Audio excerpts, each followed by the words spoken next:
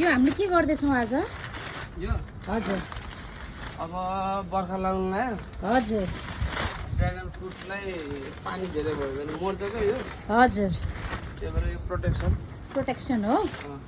Okay dragon fruit farming गर्नेहरू जति पनि हुनुहुन्छ हजुर यदि हजुरको यो बर्खाको बेला पर्ने हो नि त यो चिज हजुर त्यही भएर यो चाहिँ एकदम मस्ट पानी पस्नु यसको दिनु जरालाई चाहिँ बचाउनु पर्यो जसरी नि। बचाउनु पर्यो त्यही भएर यो एउटा सेफ्टी ओके मैले चाहिँ यस्तो नर्मल यस्तो हजुर प्लास्टिकहरू लिएर हजुर यस्तो घरेलु चिज यो लुगा च्याप्नु यसो लियो ट्याक्क बाँधेपछि एकदम सुरक्षित रह्यो यो चाहिँ यसरी राख्ने होइन यसलाई हावामा नि उडाउनु भएन।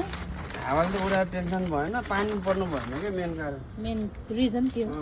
अनि नत्र फेरि सबै फल पाक्नु त पाक्छ फेरि हजुर कुहिरो जान्छ क्या ए त्यही भएर यस्तो गरिदिएपछि एकदम सुरक्षित रहन्छ यो आइडिया चाहिँ ठिक लाग्यो मलाई। यो चाहिँ विशेष गरी ड्रागन फ्रुट फार्मिङ गर्ने किसानहरू हुन्छ उहाँहरूलाई यसो टिप्स है नोट डाउन गर्नु होला हजुरलाई पनि काम लाग्छ।